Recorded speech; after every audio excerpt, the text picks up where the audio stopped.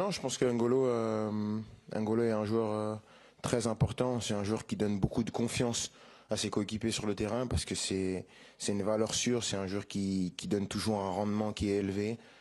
C'est quelqu'un qui, de par son comportement, de par son attitude, de par sa qualité, est un plus pour n'importe quelle équipe. Aujourd'hui, on le voit revenir. On sait qu'il est très content d'être avec nous et nous, on l'est encore plus parce que c'est un joueur toujours d'une grande qualité et qui amène en plus cette expérience dans un groupe qui est quand même vachement jeune malgré qu'il soit qualitatif. Donc pour nous, ça va être un plus et on espère qu'il va être performant comme il l'a toujours été en équipe de France. Et la deuxième question, rien à dire. Ça m'intéresse pas. Bonjour Kylian, Dominique Sévrac, le Parisien.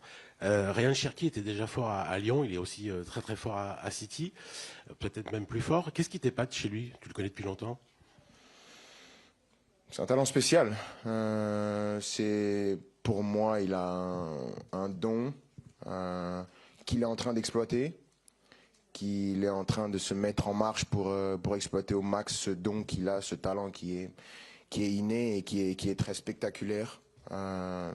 C'est un garçon qui s'est très bien intégré dans le groupe, qui s'est très bien intégré à Manchester City, ce qui n'est pas facile. On voit qu'il a déjà créé une connexion spéciale avec ses coéquipiers, une connexion spéciale avec son numéro 9. Donc c'est quelque chose qui est extraordinaire pour lui. J'espère qu'il va continuer comme ça. Et en France, avec l'équipe de France, il a bien commencé quand il est arrivé avec nous en juin. Après, malheureusement pour lui, il a été blessé. Je pense que là, il a une occasion de pouvoir revenir. Je pense que c'est bien pour lui et j'espère qu'il va être aussi bon qu'il est à Manchester City parce que pour nous, ce sera top. Bonjour Kylian, Jean-François Pérez, JDD. Est-ce qu'il y a l'idée dans la préparation de ce match d'un joker dimanche en Azerbaïdjan ou est-ce que vous êtes totalement focalisé sur le fait de gagner et de sceller la qualification dès demain soir? J'ai pas bien compris. Est-ce qu'il y a l'idée d'un joker, c'est-à-dire d'une contre-performance, d'un éventuel faux pas demain soir contre l'Ukraine? Voilà, c'est ça. C'était le sens de la question. Est-ce qu'il y a l'idée d'un joker ou est-ce que ça se plie demain soir tout de suite? Non. L'objectif, il est clair. Déjà, sans parler de la qualification, quand tu joues un match à domicile avec l'équipe nationale, tu n'envisages jamais de contre-performance. Encore plus comme une nation comme nous, comme la France, on veut toujours gagner. Qui plus est, il y a une pression supplémentaire parce qu'il y a la qualif au bout. Qui plus est, on a parlé avant d'une journée qui est importante, donc on ne va pas rajouter une chose et rendre les Français encore plus malheureux. Donc non, pour nous, il n'y a qu'une seule option, c'est la victoire. On se prépare pour ça. On va essayer de jouer, de bien jouer et de gagner. Je pense qu'il ne faut pas seulement gagner, il faut essayer de, comme je l'ai dit, faire sourire les supporters au stade, faire sourire les téléspectateurs à la maison, essayer de donner un bon jeudi soir. Je sais que c'est pas le jour adéquat pour jouer un match de foot normalement le jeudi, mais on est là. On est là pour jouer, pour donner du plaisir et se qualifier à la fin et qu'à la fin tout le monde soit content de la performance qu'on aura réalisée. Bonjour Kylian, Hugo Delon du journal L'Équipe. Lucas Chevalier traverse une période sportive difficile au PSG. Il y a eu un événement extra-sportif avec ce fameux like gate. Il a liké et ensuite déliké de manière volontaire un live sur le RN qui était favorable au Rassemblement national. Est-ce que vous en avez parlé? Vous avez promu depuis des années des valeurs de tolérance. Est-ce que c'est quelque chose qui vous a marqué et vous êtes senti obligé d'aller voir Lucas pour lui en parler de cette situation? Et sportivement, comment vous jugez-vous son début de saison avec le PSG, un club dans lequel il est toujours difficile de s'intégrer? Merci. Extra sportif, j'ai pas vu. Je savais pas, donc j'en ai pas parlé avec lui, mais je peux en parler avec lui après, il n'y a pas de souci. Mais sur le terrain, c'est normal. Je pense que c'est une évolution normale. Il arrive au Paris Saint-Germain. C'est le plus grand club de France, l'un des meilleurs clubs d'Europe. On va pas regarder ce que tu sais faire, parce que si tu es au PSG, c'est qu'on sait que tu sais le faire. On va regarder ce que tu fais pas. Donc il a eu des erreurs de parcours, je dirais pas des erreurs bien graves, des erreurs de parcours qui amènent la vie d'un joueur du Paris Saint-Germain. Je pense qu'il doit juste comprendre dans quel club il est, qu'il y a une exigence qui est supérieure à Lille, tout le respect que j'ai pour Lille. Hein. Mais je pense qu'il va s'acclimater. Je pense que son club lui fait confiance, son coach lui fait confiance, ses coéquipiers lui font confiance. Donc c'est à lui de se mettre doucement et je pense que je me fais pas de soucis pour lui. Mais oui, le PSG c'est l'étape d'au-dessus et c'est normal que parfois il y ait des difficultés. Je pense qu'il va s'en sortir et je crois qu'il a les qualités pour le faire. Bonjour Kylian, Louis Vix, Infosport Plus, Canal+. Vous en avez parlé en préambule, mais je reviens sur le contexte demain, les commémorations du 13 novembre. C'était il y a 10 ans, vous aviez 16 ans. Est-ce que vous pourriez nous raconter vos souvenirs, où est-ce que vous étiez, à quel point ça vous a marqué et à quel point ça va être particulier quand même de jouer un match de football à Paris 10 ans après? Merci. Bon, moi, j'étais à Monaco. Je regardais le match, comme tout le monde. Et après, moi, j'ai eu les infos comme tout le monde. Je pense que ça a circulé très vite. Il y a eu aussi la peur, parce que moi, c'était à côté de chez moi. À l'époque, mes parents étaient toujours à Bondy. Donc, on se dit, on ne sait pas ce qui se passe. On appelle les proches. Et après, on voit les atrocités qui se passent. On est obligé d'avoir cette compassion. On est obligé d'avoir cette tristesse. Et on est surtout pressé que ça s'arrête, parce qu'on ne savait pas quand ça allait s'arrêter. Donc, c'était un moment terrible, et je pense que tout le monde se sent concerné par ce genre d'événement.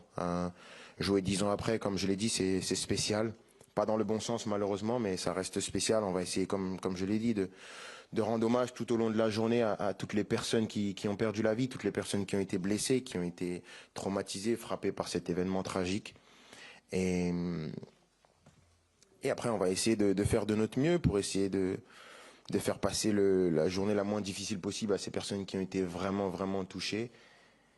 Et après, malheureusement, on devra reprendre notre boulot le soir et jouer et essayer de donner la meilleure version de nous-mêmes. Кіляне, добрий день.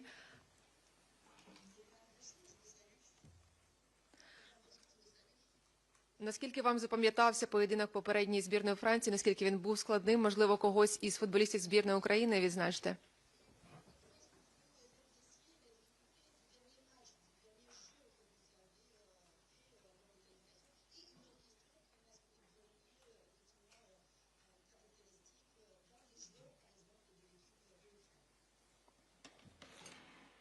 Oh, c'était pas un match facile de jouer contre l'Ukraine. On a joué là-bas, en Pologne. C'était compliqué parce que c'est une équipe qui, en première mi-temps, a choisi de jouer bas et en deuxième mi-temps a pris l'option tout de suite de se remettre à l'avant et d'attaquer. On a été surpris en début de deuxième mi-temps.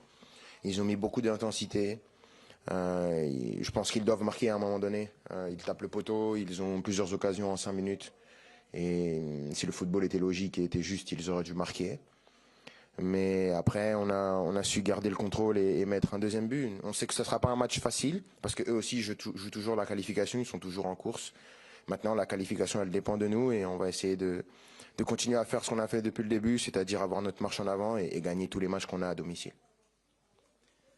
Bonjour Kylian, Emmanuel Brandet pour l'AFP. J'ai aussi une question sur Ryan Cherki. Tu étais associé avec lui hier dans le match d'entraînement. Bon, vous avez perdu, mais vous êtes trouvés. Ouais. Est-ce que entre juin et ce rassemblement, vous avez eu suffisamment de temps ensemble pour nouer une complicité? Et est-ce qu'en bleu aussi, il va bien trouver son numéro 9? J'espère qu'on ne jouera pas comme on a joué hier, demain. Mais non, je pense qu'en équipe de France, en sélection, je pense que c'est à la fois bien et à la fois pas bien. Tout dépend de quel côté on se place. Il n'y a pas le temps. Il n'y a pas le temps pour les automatismes. Tu viens, il faut donner la meilleure version de toi-même pour le pays. Ryan le sait, l'ensemble des joueurs le savent. Je pense que demain, je ne sais pas s'il va jouer, je ne sais pas s'il ne va pas jouer. Ça c'est une question qui sera au coach, mais s'il joue, il sait ce qu'il doit faire. Je pense qu'il a les qualités pour le faire. Comme on l'a dit, à Manchester, ça se passe bien pour lui. Il a une adaptation express, ce qui n'est pas donné à tout le monde. Donc il faut lui donner ce crédit-là. Et en équipe de France aussi, je pense qu'il s'était bien adapté avant qu'il se blesse. Il avait montré des choses intéressantes. Maintenant, il faut toujours confirmer. Et s'il joue demain, comme les 11 joueurs qui vont jouer, plus les 5 qui vont rentrer, il faudra confirmer encore une fois qu'on mérite de porter ce maillot-là. J'y vais. Oui, Kylian, bonjour, Florent Germain de RMC. J'avais une question sur Dayo Upamecano. Est-ce que tu le vois plus fort que jamais? Peut-être le meilleur défenseur d'Europe ou du monde? Je ne sais pas quel sera le terme. Et est-ce que tu peux éventuellement jouer un rôle? On sait que les grands clubs européens le suivent de près. Est-ce que parfois, Clairefontaine, c'est l'occasion de lui glisser un mot en lui disant on a besoin de toi au Real la saison prochaine? Je pense qu'il se sent très bien. Je pense que ça se voit. Il est en pleine confiance, il est plein d'assurance. Après, on parle du meilleur défenseur du monde. Je pense qu'aujourd'hui, sur la saison, il est dans cette discussion-là. Après, ça dépend de pas mal, c'est très subjectif, mais moi, je pense qu'il fait partie de ces joueurs-là, de ces défenseurs dominants qui sont capables d'être vaillants, d'aller presser le joueur très haut, d'être capables de jouer le 1 contre 1. Je pense que c'est important d'avoir des joueurs comme ça si vous voulez jouer du 1 pour 1 au niveau tactique, si vous voulez aller chercher les joueurs, de vous dire que vous avez des défenseurs qui sont capables de courir avec les attaquants, de gagner des duels, d'être à la relance, d'être présent. C'est un atout tactique à la fois. Et je pense qu'il est dans une grande période. Il est dans un grand club, le Bayern. Il n'y a pas beaucoup mieux. Mais il y a mieux. mais après, je veux pas rentrer dans ce débat-là. Je veux pas rentrer dans ce débat-là. Par respect par son club, par respect pour lui, parce que je sais que si je dis quelque chose, ça va lui mettre encore plus de pression. Mais quand on parle d'un joueur aussi dominant et d'un joueur de ce calibre-là, tous les clubs seraient à l'affût pour le recruter. Kylian, bonjour. Tom Williams des Athletic. Demain, ça va être la 25e fois que vous êtes capitaine avec des Bleus au coup d'envoi, si vous êtes titulaire, bien sûr. Ça fait plus de 2 ans et demi maintenant que vous portez le brassard. Comment votre compréhension de ce rôle a-t-elle évolué pendant cette période? Tout naturellement, parce que j'étais quand même assez novice quand j'ai commencé à être capitaine. Donc je pense qu'on prend de l'expérience, on a des événements qui sont à la fois positifs ou négatifs, qui vous font grandir en tant que personne, en tant que capitaine, en tant que joueur aussi, même si j'étais déjà un grand joueur quand j'étais capitaine. J'essaye de vraiment me tourner vers le groupe, me tourner vers le staff, me tourner vers l'entièreté des personnes qui composent l'équipe de France, essayer toujours d'être au service de mes coéquipiers, de savoir de quoi ils ont besoin, d'essayer d'être le meilleur guide possible et aussi d'avoir toujours ce regard tourné vers les autres pour essayer de porter l'équipe de France avec l'ensemble des joueurs vers le titre suprême qui est la Coupe du Monde et les nombreux trophées qu'on a à jouer. Bonjour Kylian, juste ici, Elias Peters, 90 000. Depuis le début de saison, les Bleus ont joué dans différentes configurations et à titre individuel, vous avez parfois joué seul en pointe, parfois à deux avec Hugo Ekitike, notamment face à l'Azerbaïdjan. Est-ce qu'il y a selon vous un système dans lequel vos qualités sont le plus mises en avant? Merci. Non, je suis juste là pour jouer. Je pense que ça n'a pas eu de grande influence sur mes performances de jouer à 1 ou à 2. Je pense que j'ai réussi à m'en sortir. Je pense plus qu'il faut tourner le problème dans l'autre sens. Comment je peux être utile pour l'équipe? Qu'est-ce qui peut permettre à l'équipe d'être performante en fonction du contexte? Parce que vous avez parlé, on a joué à 2, j'ai joué tout seul. C'était en fonction des absences, en fonction des joueurs, des différents profils qui m'étaient associés. Donc à partir de ce moment-là, quand on prend tous les éléments, je pense que c'est plus à moi d'essayer de mettre mes coéquipiers dans les meilleures conditions, parce que je suis celui qui joue tout le temps, je suis celui qui a le plus de repères dans cette équipe, parce que je suis celui qui a le plus de sélection. Donc c'est plus à moi d'aider les jeunes qui arrivent, les joueurs qui commencent, qui ont une première titularisation, ou qui... Par exemple, au dernier match, j'ai joué avec Hugo, c'était sa première titularisation, donc c'était plus à moi de l'aider, d'essayer de le guider pour qu'il exprime ses qualités. Demain, je ne sais pas avec qui je vais jouer, si je vais jouer tout seul ou à 2, mais je pense que c'est plus à moi de m'adapter dans le rôle que je suis aujourd'hui. Bonjour Kylian, Nicolas Paillard, InfoSport Plus, Canal+, en haut au niveau des caméras. Pas plus grand que la caméra, je t'ai pas vu. Non, malheureusement, ouais. Pas assez de soupe. Dommage, mais je m'y fais. Hein. Je voulais juste vous demander, Kylian, quel va être votre discours avec vos coéquipiers pour quasiment ce qui est une finale pour la qualification? Et est-ce que vous avez un message aussi pour les supporters? Parce qu'on sait que ça peut être un élément prépondérant pour vous survolter et aller chercher ce billet pour les Amériques. Merci. Le discours, il est très clair. Il faut gagner. Maintenant, on a travaillé un petit peu le minimum sur comment on voulait gagner. On va continuer à peaufiner les détails, à peaufiner notre tactique sur comment on veut aller les chercher, comment on veut s'installer dans le camp adverse parce qu'on est à domicile et on veut installer notre jeu. Je pense qu'il faudra être courageux, essayer de vraiment montrer qu'on est à domicile et imposer notre style de jeu.